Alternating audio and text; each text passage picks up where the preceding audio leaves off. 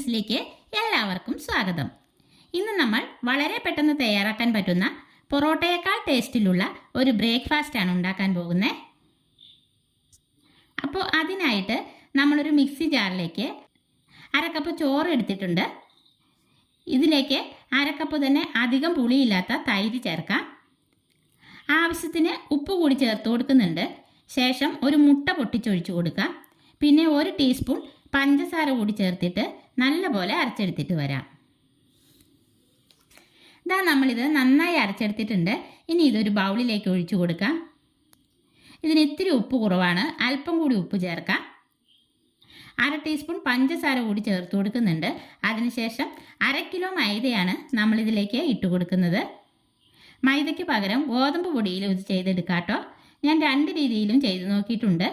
ഒന്നുകൂടെ ടേസ്റ്റ് കിട്ടുന്നത് മൈദയിൽ ഉണ്ടാക്കുമ്പോഴാണ്.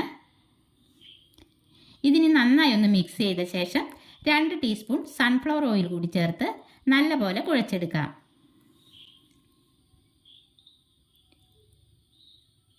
ഇതിലേക്ക് നമുക്ക് വെള്ളം ആവശ്യമെങ്കിൽ ചെറു ചൂടുവെള്ളം ഒഴിച്ചു കൊടുക്കാം. നമ്മളിപ്പോൾ ഇതിലേക്ക് 1/2 കപ്പ് വെള്ളം കൂടി ഒഴിച്ചാണ് കുഴച്ചെടുക്കുന്നത്. എന്നിട്ട് ചപ്പാത്തി മാവിനൊക്കെ കുഴയ്ക്കുന്ന പോലെ നന്നായി കുഴച്ചെടുക്കാം.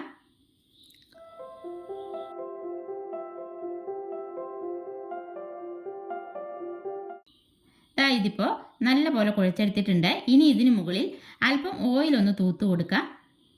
മാവ് പെട്ടെന്ന് ഡ്രൈ ആയി പോകാതിരിക്കാനാണ് കേട്ടോ ഓയിൽ തൂത്ത് കൊടുക്കുന്നത്. ഇനി ഇത് റെസ്റ്റ് ചെയ്യാനൊന്നും വയ്ക്കുന്നില്ല കേട്ടോ. ഇപ്പോൾ തന്നെ നമുക്കിത് കൗണ്ടർ ടോപ്പിലേക്കിട്ട് ഒരേ വലുപ്പത്തിലുള്ള ഒരു 6 ബോളാക്കി എടുക്കാം.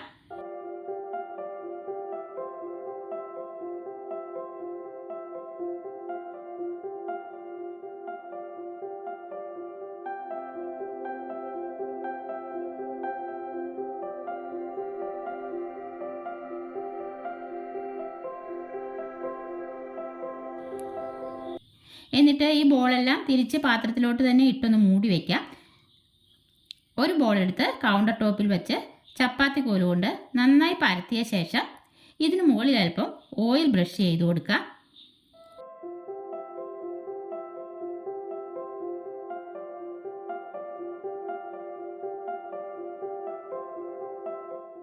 എന്നിട്ട് അല്പം പൊടി കൂടി തൂകിയ ശേഷം ഇതുപോലെ ചുരുട്ടി കൊടുക്കാം.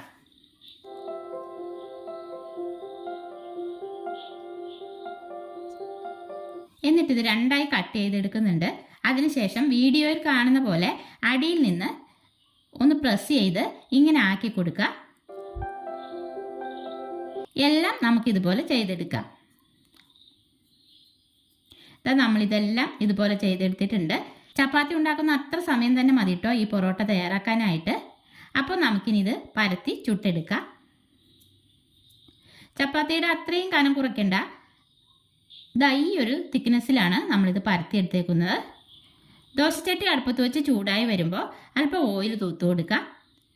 എന്നിട്ട് പൊറോട്ട ഇട്ട് കൊടുത്ത് ലോ ഫ്ലെയിമിലിട്ട് ഒരു വശം ബബിൾസ് വന്ന് കഴിയുമ്പോൾ തിരിച്ചിട്ട് കൊടുക്കാം. അങ്ങനെ തിരിച്ച് മറിച്ചുമിട്ട് നമുക്കിത് ചുട്ടെടുക്കാം.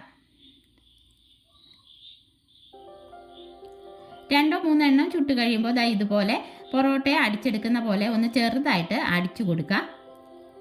നോക്കിയേ നല്ല ലെയറായിട്ട് വന്നിട്ടുണ്ട് കേട്ടോ. നല്ല ചൂടാണേ. അപ്പോൾ ബാക്കി കൂടി നമുക്ക് ചുട്ടെടുക്കാം. അങ്ങനെ നമ്മുടെ പൊറോട്ടയേക്കാൾ ടേസ്റ്റിലുള്ള അടിപൊളി ബ്രേക്ക്ഫാസ്റ്റ് ഇവിടെ റെഡി ആയിട്ടുണ്ട്. പൊറോട്ട അടിക്കാൻ അറിയില്ല എന്ന് പറഞ്ഞ് ഇനി പൊറോട്ട കഴിക്കാതിരിക്കണ്ട കേട്ടോ. വേഗം പോയി ഇങ്ങനെ ഉണ്ടാക്കിക്കോളൂ. അടിപൊളി ടേസ്റ്റാണ്. ഏത് കറിയുടെ കൂടെയും ഇത് കഴിക്കാൻ സൂപ്പറാട്ടോ. നമ്മളിവിടെ പീസ് കറിയുടെ കൂടെയാണ് കഴിക്കുന്നത്.